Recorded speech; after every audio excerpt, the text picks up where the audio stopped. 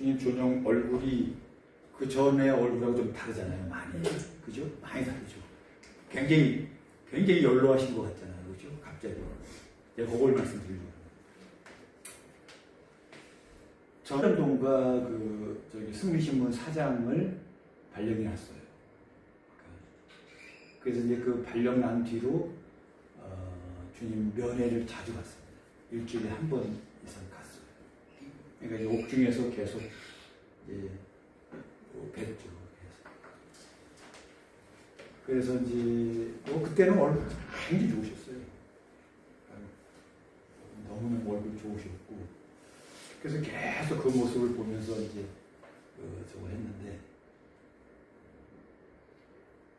2000년 8월 14일 날 나오셨거든요. 8월 15일 날이 일요일, 공휴일이기 때문에 14일 날 나오셨는데, 제가 2000년 8월 12일인가, 쯤에 13일인가, 12일인가 들어갔어요. 적경에. 그때도 똑같이 너무너무 사모가 좋으셨는데, 이제 이 14일 날 나오셔가지고 바로 일로 오셨거든요. 바로 일로 오셔가지고 저희들이 이제 저는 여기서 기다렸고, 이제 식구들이 청년들 해가지고 막 이렇게 에스코트해서 왔는데, 딱 내리셔가지고 이렇게 우리 이렇게 들어오시는데, 여기로 조금 이제 달랐습니다만 일로 들어오시는데 제가 깜짝 놀랐어요. 엊그제 본 얼굴이 아니야. 저 얼굴이야 지금. 팍 늙은 얼굴로 들어오시는 거예요. 주님 이거 엊그제 한 봐도 훤하고 그냥 너무너무 깨끗하고 너무 젊으신 그 얼굴이었는데, 그날 14일 날은 완전히 할아버지가 돼가지고 이 얼굴로 들어오시는 거예요. 그래서 왜 저렇게 얼굴이 그렇게 되셨을까 가만히 생각해 봤어요. 그러니까 주님이 오늘도 말씀하셨다시피 죄를 담당하고 씻어주신다 했잖아요. 예배 보면서. 그러니까 옥중에 계실 때는 영적으로 우리가 이제 지금 예배 보듯이 이렇게 말씀을 들었단 말이에요. 똑같이 비디오 보면서. 그리고 당신이 이제 필요할 때만 이렇게 좀 이렇게 지내고 담당을 하셨던 거예요. 근데 나오시려고 하니까 식구들을 다 이제 이렇게 식구들이 다 또 주님 생각하고 주님도 또 더 이렇게 하고, 그래서 아마 죄를 많이 짊어지셨던 것 같아요. 그래서 그냥 완전히 할아버지가 되셔가지고, 어떻게 하루 만에 저렇게 달라지나.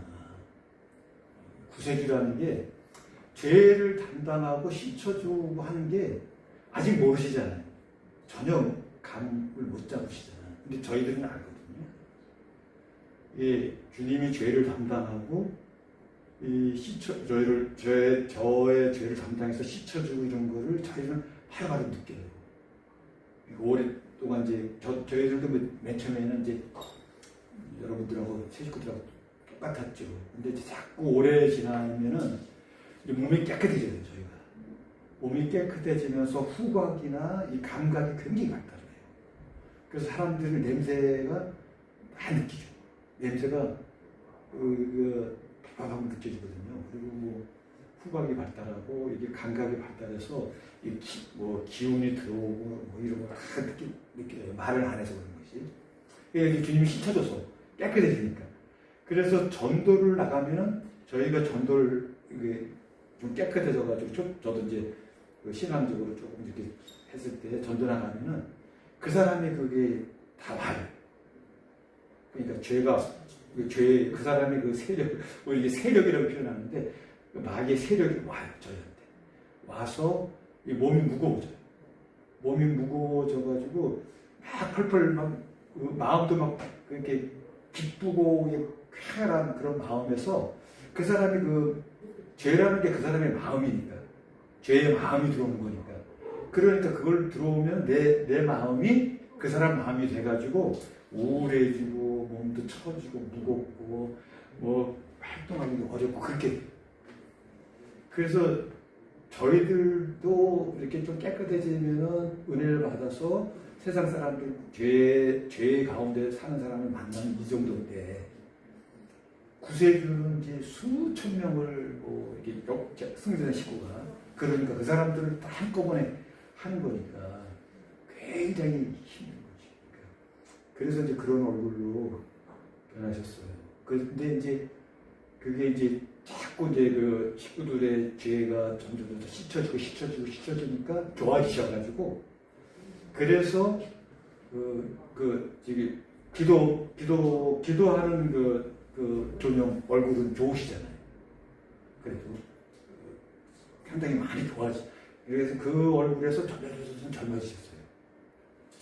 그러니까 우리 식구들의 죄를 다 감당하고 이겨내니까 그게 자꾸 좋아지셔가지고 아주 이제 그렇게 되셨죠. 그러니까 구세주가 이제 죄를 담당 안 하는 순간, 그러니까 딱 만약에 우리 식구들에게 죄를 딱 끊어버리면 담당하는 걸 딱 끊어보면 그 순간 17세가 되는 그건 좀 믿어져요. 그러니까 왜냐하면 저희들도 이제 그런 체험을 하니까 오염되고 그래서 매일 와서 씻으라는 거지.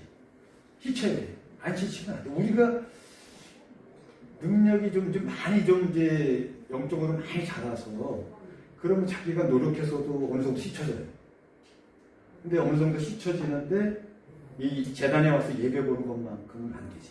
예배 보아서 우리 식구들이 또 깨끗해지고 그런 사람들이 우리 같이 이렇게 씻혀주고 이렇게 되는 거예요. 그래서 그렇게 되는 겁니다. 그렇게 좀 말씀드리고 아까 그 꿈 얘기 잠깐 하셨는데 꿈에 음식을 먹는 건 은혜를 받는 거예요. 꿈에 음식을 먹었다. 사과를 먹었다 했잖아요. 사과를 먹었다는 그 사과도 생명과처럼 이렇게 생각이 될 수 있고 그래서 은혜를 먹는 거예요. 꿈에 음식을 먹는 거는 굉장히 중요한 거예요. 말씀드리고 지난번에 했던 거는 우리 인간을 비롯한 생명체, 우리 사람들은 영원히 살고 싶은 그런 의지가 있다. 그런 욕구가 있다. 그걸 말씀드렸고 그러면서 그렇기 때문에 세상의 문명도 다 그런 영생의 의지, 영원히 살고 싶어하는 그런 마음 때문에 이 모든 문명이 발달했다. 이집트 문명이라든지 메소포타미아 문명이라든지 또 화나 문명이라든지 모든 문명이 또 진시황을 얘기했잖아요. 진시황 하면은 불로쳐 찾았던 그 진시황이고 영원히 살고 싶어서 그리고 또 죽어서도 영원히 자기의 그 제국을 다스리고 싶어가지고 그 진시황릉이 완전히 거기도 왕궁이거든. 지하실이 그런 걸 만들었다. 그런 것들이 다 그 문화나 문명이나 이런 것이 발달된 그런 거고 오늘날에 와서는 사람들이 죽기 싫어가지고 과학기술이 발달해서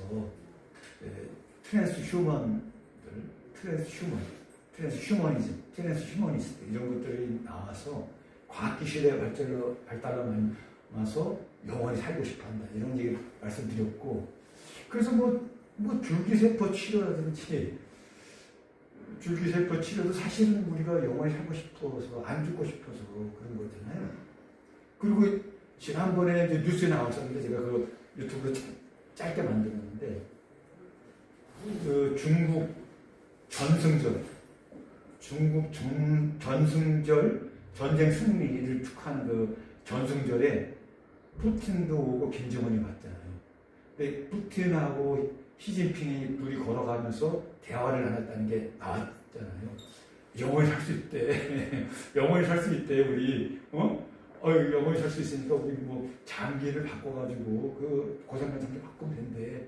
그러니까 그렇게 이제 푸틴이 얘기하니까 시진핑이 150세까지 살 수 있다고 한다고 이렇게 얘기를 했었어요. 그런 얘기가 이제 뉴스에 나왔는데 그게 이제 과학기술의 발달로 만나서 하는 거고 지난번에도 말씀드렸다시피 저희가 이제 80년대, 90년대에는 영생 얘기가 없었어야 해. 뉴스에 나오지도 않았어요. 지금 이제 세상이 이제 구세주가 출연해서 이렇게 바뀌니까 영생의 조류를 이렇게 틀어놓으니까 그런 얘기들이 막 이제 뉴스화가 되는 거예요. 근데 우리 승리재단에서 이제 말씀드리는 것은 이제 이 피의 원리죠. 피의 원리.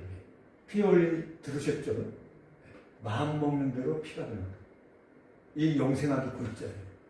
마음 먹는 대로 피가 변한다. 이게 별로 와닿지 않아요. 지금 우리 여러분들도 마찬가지일 거야. 제 식구들 마음 먹는 대로 피가 변해?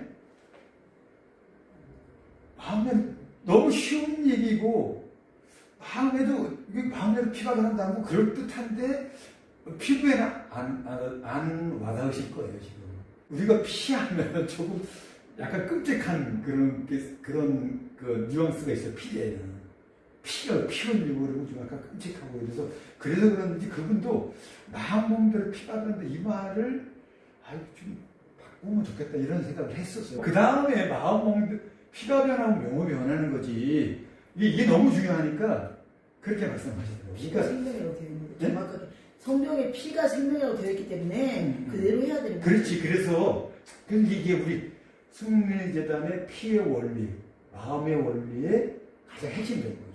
요대로만 하면 되는 거야.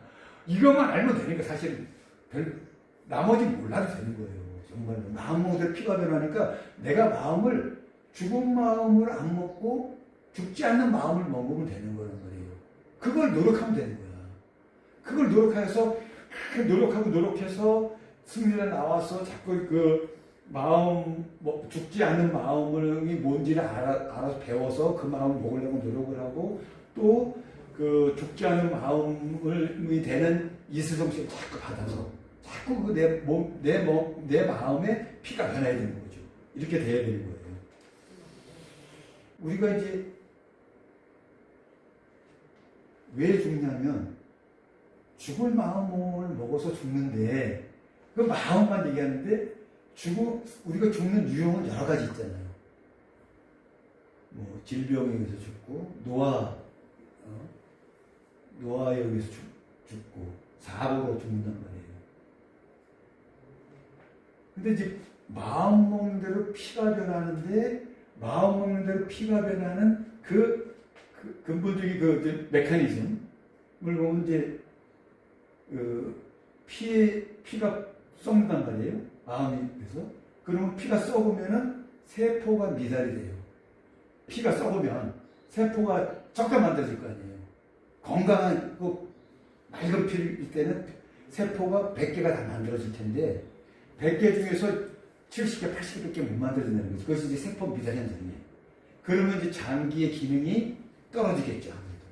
그리고 그러므로 말미암아서 이제 주름살도 생기고 그런 거예요. 그래서 질병과 노화가 와서 사망을 하는 거예요. 그러니까 이게 이제 피가 썩음으로 말미암아서 질병도 오고 노화도 오고 사고사도 오는 거예요.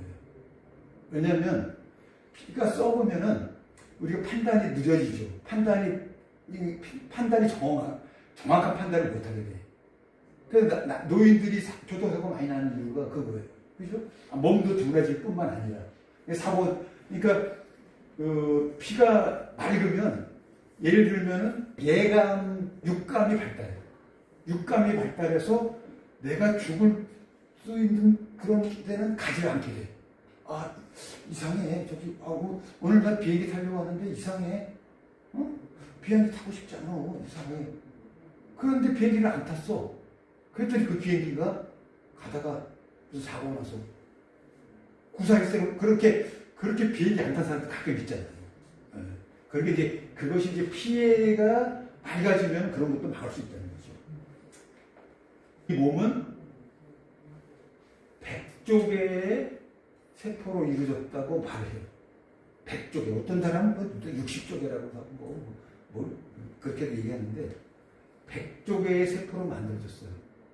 그래서 이제 우리가 정자와 난자 결합한 뒤로 저렇게 세포가 분열해가지고 수많은 세포로 만들어서 100쪽의 개의 세포가 되는 거잖아요. 근데 만약에 우리 몸이 그대로 그 100쪽의 세포대로 이루어져서 계속 유지된다면 죽지 않는다는 거죠. 그렇죠? 그런데 그런데 세포 분열이 한계가 있다는 거예요. 헤이플릭이라고 하는 사람이, 이 사람이 헤이플릭이라는 사람이에요. 이 사람이 이런 발견을 한 거예요. 모든 세포는 횟수가 정해져 있다는 거예요. 세포 분열을 인간들은 보통 60회, 인간의 세포는 60회 분열하면 더 이상 분열을 안 한대요. 분열을 멈추면 어떻게 돼요? 자꾸 세포가 분열이 돼야 되는데 하나가 두 개 되고 두 개 되고 서서 자꾸 만들어져야 되는데 그게 분열이 멈춘대요. 60회 정도 되면. 그게 헤이플릭 한계예요. 그래서 아까 보여드린 그 그림이 헤이플릭이라고 하는 사람이에요. 그 사람이 이걸 발견을 했어요. 그래서 그 분열을 멈춘 세포는 노화세포가 되는 거예요. 세포 분열을 못하기 때문에. 세포 분열을 못하게 되면 더 이상 그 세포의 능력이 떨어지는 거죠.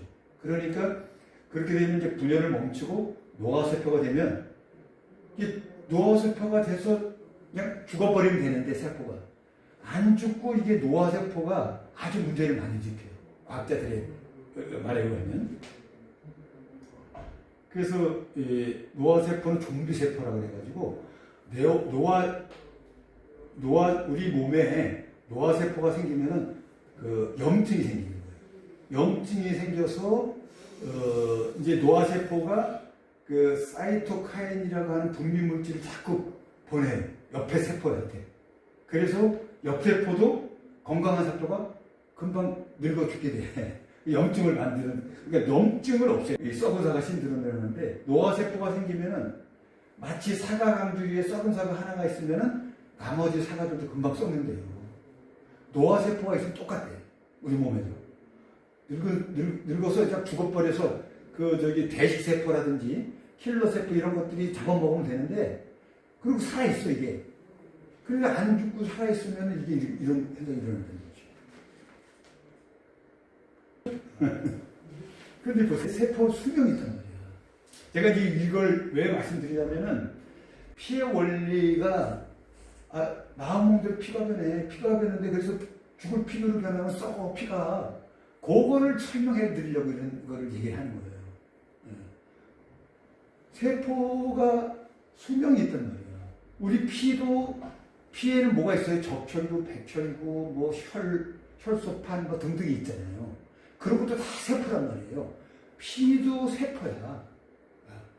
피 안에도. 그 세포도 똑같이 썩어요. 썩어서 백혈구는 수명이 1년이래요. 적혈구는 4개월. 뼈는 10년. 정자는 3일 못 살아. 그러니까 자꾸 수명이 있어서 이렇게 죽는단 말이에요. 그러면 또 세포가 분열이 돼서 좀 뭐가 나와야 되는데 그걸 못 만들어낸다는 거예요. 이걸 말씀드리는 거예요. 피가 썩으면 안 된다는 걸 말씀드리는 거예요. 그런데 이제 마음에 의해서 피가 변해서 병이 생긴다는 거를 그냥 뭐 옛날에는 몰랐는데 요즘은 과학자들이 이렇게 밝혀낸다니까요. 화를 내면 피가 쉽게 붓는다. 하버드의 카논 박사.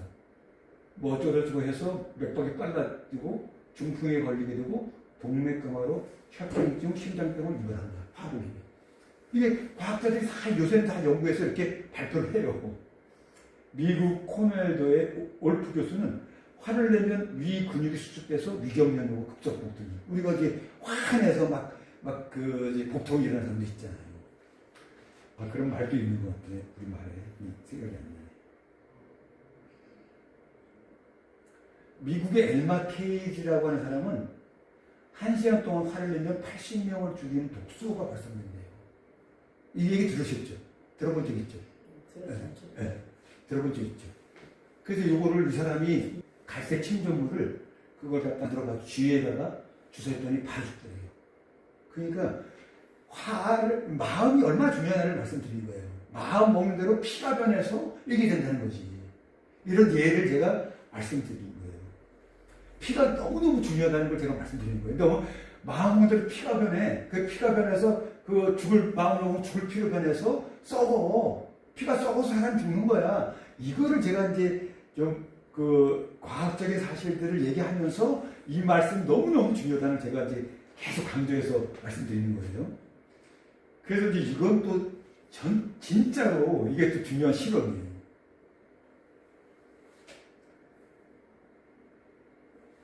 늙은 쥐와 젊은 쥐를 혈관을 서로 연결을 했어요. 그랬더니 어떻게 했냐. 늙은 쥐가 젊어졌어요. 젊은 쥐는 대신 늙어졌어. 왜? 젊은 쥐에 있는 피가 늙은 쥐한테 가고 늙은 쥐에 있는 피가 젊은 쥐의 오물을 만나서 피가 변한 거잖아요. 피가 변하니까 얘들이 젊은 쥐는 늙어져 버렸어. 늙은 쥐는 젊어지고. 피가 이렇게 중요하다니까. 이 과학자들, 이게 누가 실험한 거냐면은 옛날부터 과학자들이 이런 실험을 많이 했어요. 스탠퍼드 대학교의 미스 코레이라는 사람이고,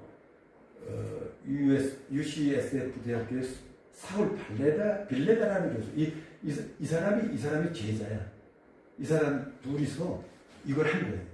근데 이제 저기는 이제 피만 연결시켰는데 그거 복잡하잖아요. 이렇게 하는 게. 그러니까 이 사람들은 피 속에서 혈소판만 그랬더니 똑같이 늙은 쥐가 젊어서 되는 거지. 그래서 이 사람들이 발견한 게 뭐냐면 젊은 쥐의 피 속에 뭔가 회춘하는 물질이 있지 않겠나 이런 생각을 한 거예요. 이 사람들이. 피. 그러니까 피 속에는 우리가 마음을 어떻게 먹느냐에 따라서 내 몸 안에 뭔가가 있다는 거지. 그거를 젊은 쥐니까 그 회춘 물질이 있다라고 생각해서 지금 연구를 계속하고 있다니까요. 과학자들이. 피 속에 뭐가 있구나 해서 피 속에 있는 그 회춘의 물질을 찾아내려고 열심히 이렇게 하고 돈 벌려고. 그래서 이제 이 안티에이징, 예? 늙는 거를 막는 그런 사업이 난리라니까 지금. 이게 칼리코라고 하는 회사가 그 구글에서 세운 회사예요. 구글에서 인간 수명을 내가 500세를 만들겠다 라고 해서 구글이라고 하는 거대 자이언트 기업에서 이걸 하고 있어요. 500세를 만들겠다. 이거 세운 지가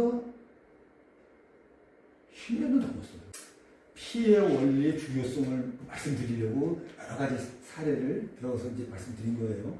피는 마음에 따라서 영향을 받는다 이겁니다. 이번에는 그러면은 질병과 노화의 원인은 뭐고 그걸 어떻게 극복하느냐 이걸 제가 말씀드리는 거예요. 이거는 당연하게 생각했잖아요. 지금은 안 그런지 모르겠지만은 옛날 사람들은 다 늙어, 다 늙어. 사람 왜 죽어요? 할아버지 왜 죽어요? 사람들한테 물어보면 사람 죽는 원인이 뭡니까? 라고 물어보면 늙으면 죽는 거야. 노화가 원인이었다고요.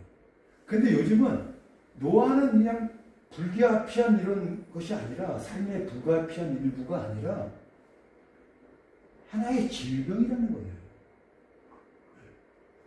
2010년도 영국 국립학회에서 발표한 거예요. 그리고 우리나라에서 엊그저께 2025년 오성바이오 국제 컨퍼런스 10월 22일, 24일에 노화는 질병이다라는 라고 세계 최초로 공동 선언문을 발표했어요. 충청탄 게 나오더라고요. 찾아보니까 노화는 질병이라는 건 뭐죠? 우리가 컨트롤할 수 있다는 거잖아요. 인간의 그 노력으로 말미암아서 많은 병들이 지금 없어졌잖아요.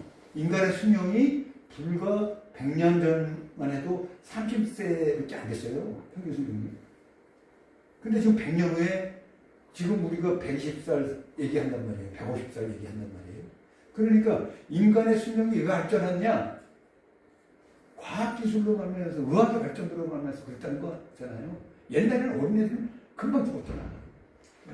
근데 노화까지도 우리가 컨트롤할 수 있는 질병으로 보고 이 노화를 없애는, 노화를 컨트롤할 수 있는 그런 것들 약을 개발한다는 거예요. 지금 이런 걸 하는 거예요.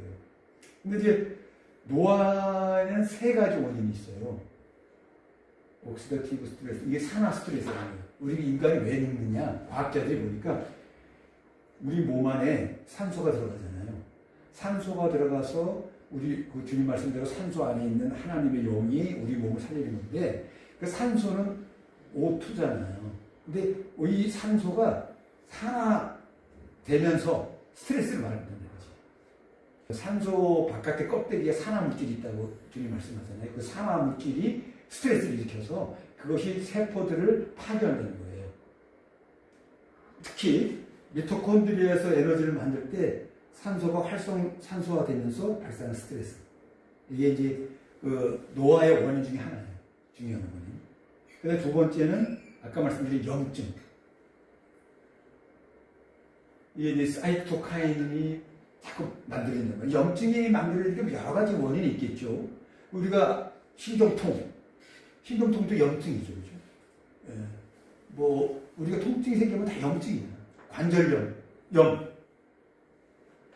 염좌, 그리고 뭐 염좌라고 그러잖아요. 그게 다 염증이란 말이에요. 염증이 없어야 돼. 그러니까 은혜를 받으면 염증이 자꾸 없어집니다. 그래서 소변으로 막 나올 때 뭐 소변이 막 거품이 많아. 이 염증이 나오는 거예요. 그 다음에 이제 인슐린 내성. 이게 이제 인슐린이 부족하면 어떻게 돼요? 당뇨병 걸리잖아요. 그런데 이제 인슐린 내성은 자꾸 포도당을 갖다가 효과적으로 연소하지 못하고 췌장에서 그거를 포도당이 계속 피 속에 있으니까 계속 만들어내려고 그 췌장이 노력을 하는 거예요. 그것이 인슐린 내성이에요. 이게 과학자들이 아주 중요한 노화의 원인으로 꼽는 게 이 세 가지예요. 인슐린 내성, 산화 스트레스, 염증. 그런데 유명한 데이비드 싱클레어라고 하는 그 박사가 있어요. 이 사람이 노화 연구에 요즘 각광받는 사람이에요. 데이비드 싱클레어. 이 사람이 이제 그러니까 2018년인가 어때쯤에 쓴 책에 나온 내용이에요. 이분이 노화의 종말이라는 책을 썼어요. 노화의 종말. 노화의 종말이라는 책에 나온서 내가 뽑은 거예요. 그뿐만 아니라 여러 가지 또 있는 거예요. 뭐 우리가 잘 아는 텔로미어의 마법, 네? 또 구성 유전자가 문제가 될 때, 뭐 DNA의 유전적 불안 이게 제일 크죠. 미토콘드리아 이사. 그래서 지금 건강식품 건강한 데서는 요거 다 보고 요거를 뭐 미토콘드리아를 갖다가 뭐 강하게 만들어준다. DNA 유전자를 어떻게 한다. 뭐 이렇게 해가지고 이런 거 갖고 이제 장사하는 거예요. 사업하는 거예요. 그래서 아까 말씀드렸듯이 이렇게 이걸 없애면 되고, 아까도 말씀드렸죠. 이거는 세포의 노화로 각 기능이 저하돼서 이렇게 된다. 당연한 얘기죠. 근데 이제 아까 그 헤이플릭이라고 하는 사람이 세포 분열은 60회 한다, 인간은. 더 이상 못한다. 근데 또 세포는 다 수명이 있다. 한 번 생겨나면은 그 세포가 분열돼서 하나 생기면은 그게 뼈세포는 10년, 정자는 3일, 적혈구는 4개월, 백혈구는 1년, 이렇게 수명을 갖더라. 그러니까, 그러고 나서 이제 죽으면 끝이니까. 그러니까, 2년 뒤에 또 세포가 만들어져야 되는데, 그것이 이제 헤이플릭 한계인데, 모든 세포가 헤이플릭 한계에 도달하는 것은 아니라는 거죠. 텔로머라제가 있기 때문인 것 같아요. 텔로머라제 잘 아시죠? 이분이 데이비드 싱클레어예요. 하버드 의과대학 블라바트 닉 연구소 유전학 교수. 이 사람이 노화의 이 책입니다. 여기 있어요. 유전은 변할 수가 없어요. 유전자는. 그런데 후성 유전체는 변화시킬 수 있다는 거예요. 이 사람 주장이. 그래서 후성 유전체를 변화시켜서 노화를 없애겠다는 거야. 그래서 이 사람이 약물을 시신경이 손상된 누군지에게 투여하자 시력이 회복됐고 근육과 뇌졸기도 건강해진 것을 확인했다. 그러면서 이제는 안티에이징이 아니라 리버스 에이징, 역노화로 가능하다. 역노화라는 건 뭐죠? 젊어지는 거예요. 노화를 역행한다는 거예요. 리버스 에이징. 한국경제신문 2024년 3월 17자 인터뷰에 나온대요. 노화가 없어져요. 이게 구세주가 나와서 이 사망의 조류를 영생의 조류를 바꾼 뒤에 이런 일이 일어나니까요. 전 세계 학자들이 이걸 노화를 없애고 영생을 추구하러 가고 있어요. 노화가 종말되면 안 죽는 거죠. 젊어져서 이제 오래 살고 안 죽는 거예요. 아까 텔레미어 얘기했잖아요. 그 유전자 끝에 이 텔로미어가 있어요. 그래서 텔로미어 수치, 그 텔로미어의 길이를 보고 그 세포의 수명을 알 수 있다는 거예요. 그러니까 요즘 당신이 건강 수명, 당신이 얼마쯤 살 거라는 것을 우리가 피 검사를 통해서 알 수 있다잖아요. 그거를 하고 있는 기업도 있어요. 우리의 몸에 피를 뽑아가지고 피 속에 있는 그 세포의 텔로미어 길이를 세가지고 당신은 지금 건강 수명이 어떻고 앞으로 얼마까지 살 수 있을 거야 라고 측정하는 그런 기업도 있다니까. 텔로미어가 그렇게 중요한 거예요. 근데 더 중요한 거는 이 텔로모라제라는 것을 발견한 것이에요. 엘리자베스 블랙번이라고 하는 사람이 호주 출신의 미국에 있는 유명한 그 생리학자예요. 근데 이분이 2009년도에 노벨 생리학상을 받았어요. 그게 뭐 당시에 받았냐면 텔로모라제를 발견한 것 때문에 받았어요. 이분이 텔로모라제. 텔로모라제라는 것이 아까 얘기했다시피 텔로미어의 세포를 재생시킬 수 있는 거예요. 그래서 이제 사람들이 텔로모라제가 세포의 수명을 늘릴 수 있구나 해가지고 인위적으로 텔로모라제를 인체에 주입하면 어떻게 될까요? 세포의 수명이 늘어나서 오래 살겠다라고 생각을 하겠죠, 그죠? 그래서 그거를 실험을 해봤더니 그 텔로모라제를 넣으니까 오히려 암이 생기고 그렇다는 거예요. 그러니까 인위적으로 뭐 하면 안 되는 거야. 그래서 텔로모라제 가지고 뭐 한다 그러면 거짓말이에요, 다 그게. 안 되는 거예요. 오히려 암세포가 생겨요. 오늘 주님이 그 바이오트론 말씀하셨죠, 그죠? 오늘 바이오트론이 생긴다고 말씀하셨는데 이 바이오트론과 녹시트론이 우리 주님이 말씀하신 거는 세상 과학자가 말한 게 아니야. 우리 몸 안에는 생명자가 있어. 그리고 사망자라도 있어. 생명자가 바이오트론이고 녹시트론은 사망자야. 이런 말씀을 오늘 잠깐 하신 것 같은데 그러니까 아까 뭐 제가 말씀드린 건 복잡하잖아요. 사람이 노화하는 원인이 있고 이런 것들은 뭐 이렇게 해서 해서 하는데 결국 그건 뭐냐? 쉽게 피가 썩지 않게 하면 된다는 거 아니에요. 그거야 노화의 원인이 아까 만들어놓은 것도 다 없어진다는 거예요. 피를 썩지 않게. 엘리자베스 블랙번이라는 사람이 이 텔로모라제를 발견해서 생리학상을 받고 이 사람이 연구하고 있는데 이 엘리사 에펠이라고 하는 이분은 심리학자예요. 정신의학 심리학자예요. 그래서 이분이 그 엘리자베스 블랙번이라고 사람의 연구실에 찾아와가지고 당신이 발견한 텔로모라제 이거 내가 생각해 보니까 이게 꼭 그 동물이나 식물들 그런 것들만 할 것이 아니라 사람의 마음하고도 관계가 있을 것 같다. 사람의 마음. 그러니까 내가 나하고 같이 한번 연구를 해보자. 그러니까 엘리자 에펠 둘이서 사람 마음하고 텔로미어가 어떤 상관관계가 있나를 연구하는 거예요. 예, 엘리자베스 블랙번하고 엘리자 에펠 이 두 사람이 그래서 이런 발표를 했어요. 텔로미어 이펙트. 그 책을 제가 읽었어요. 그래서 요거를 텔로미어가 마음하고 어떻게 관계되나 요거를 이제 연구한 분이에요, 이분들이. 그러니까 우리 승리대단의 주님의 피 원리를 보고할 수 있는 내용이에요. 그래서 제가 이거를 좀 말씀드릴게요. 그러니까 스트레스를 받으면 우리가 뭐 스트레스 때문에 다들 그 문제가 되잖아요. 스트레스 받아서 늙고 스트레스 받아서 마음이 상하고 그러단 말이에요. 근데 이 말이 뭔 말이냐면 스트레스가 많으면 거기에 반응해서 텔로미어가 짧아진다는 거예요. 스트레스가 적으면 덜 짧아져. 요 말이에요. 그래서 해보니까 비관적인 마음을 가진 사람도 있잖아요. 얘기해보면은 뭐든지 부정적이야. 나 안 돼. 난 뭐든지 안 돼. 이렇게 생각하는 사람들. 이런 사람들이 텔레미어가 짧다는 거지. 그래서 오래 못 산다는 거예요. 그리고 이런 사람들. 여기 사람이 아니네.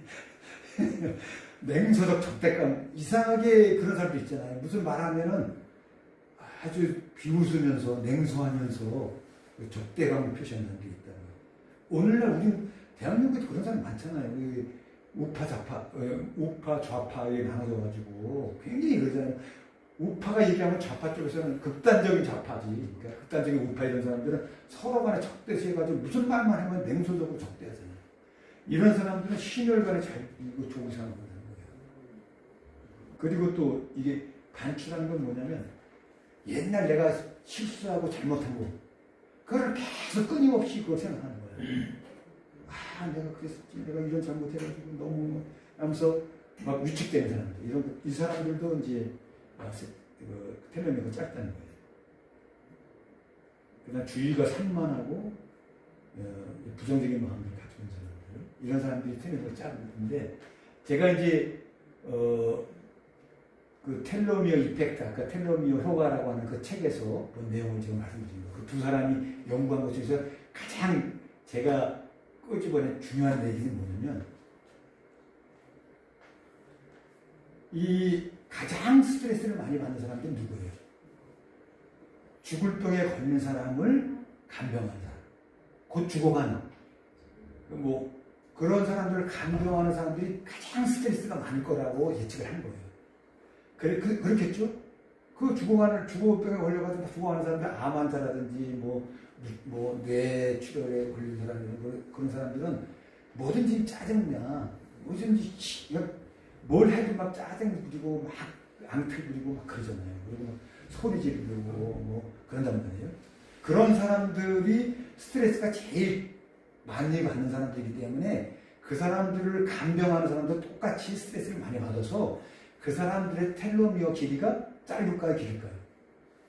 짧다고 예측을 한 거예요. 그래서 아니나 다를까 그 사람들을 추출을 해가지고 그 사람들의 텔로미어를 길이를 재보니까 짧았어요. 일반인들보다. 그런데 예외가 있더라고요. 예외가 있는데 최악의 스트레스가 강한 그런 여건에 있는데도 불구하고 그 사람들이 그 텔로미어 길이가 일반인하고 비교해서 짧지 않다는 거예요. 거의 비슷하다는 거예요. 그래서 왜 이 사람들이 그럴까라고 그 사람들의 그 심리적인 검사를 해보니까 그 사람들은 그러한 스트레스 받는 환경을 즐긴대요. 내가 이 환자를 내가 이 간병을 하지만 나는 이거 너무 감사해. 내가 마땅히 해야 될 일이야. 내 사명감이야, 이거. 그리고 너무 감사하고, 그러니까 하나님이 나에게 오히려 이런 기회를 주셔서 감사해. 이런 사고방식을 가지고 있더래요. 긍정적인 마인드. 뭐든지 긍정적으로 생각하고, 좋게 생각하고, 이건 하나님 나에게 하나의 축복을 주기 위한 어떤 그런 연단 과정이야. 라든지, 이렇게 생각하라는 거지. 그래서 승리의 재단에서 그런 말씀 하시거든요, 주님도. 우리가 죗값을 반드시 치러야 돼.